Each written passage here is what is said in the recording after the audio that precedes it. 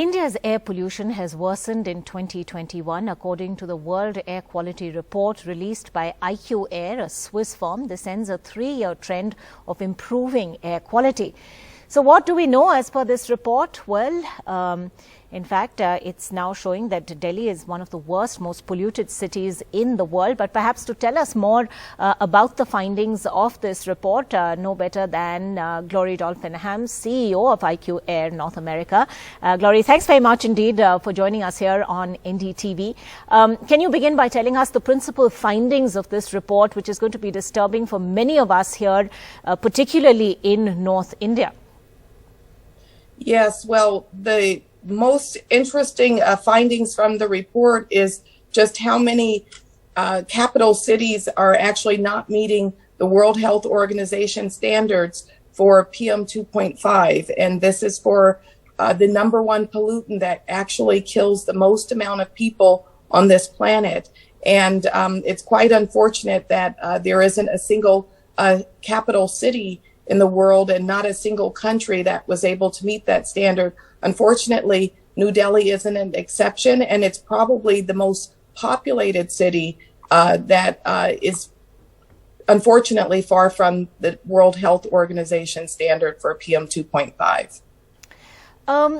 Glory Hams, it's interesting because, parts of Asia, particularly the Indian subcontinent, seems to have the densest number of air quality monitors. So we are actually getting a very authentic picture of how bad the situation is over here. Now, given that there is this kind of close monitoring and given that there have been so many policy decisions over the years, is it implementation that really is the problem? I don't think so. I know that what gets measured and what we say a lot in the business world, what gets measured gets done. And it is very important to measure the air quality. And there, it is a privilege in Asia that Asia does have the densest sensor network in terms of air quality. But we also saw that in other parts of the world that doesn't have this expansive sensor network, that there's a lot of pollution as well. So I believe that what we're getting out of this is there's a lot that can be done. We can see and measure really the pollution a whole lot better in Asia. And it gives you power in order to be able to do something about it.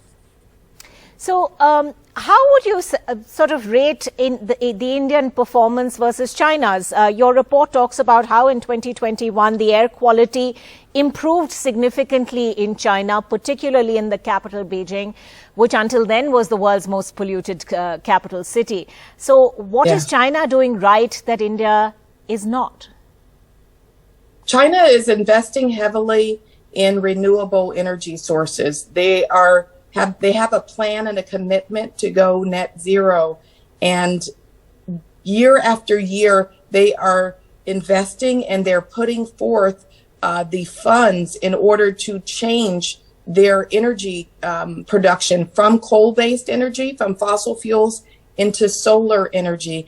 And they are doing a really good job at this. They're improving the air quality by double digits every single year. And India was actually on the track to do the same, but I don't know if it's the investment, but it was definitely probably some of these lockdown measures as a result of the pandemic.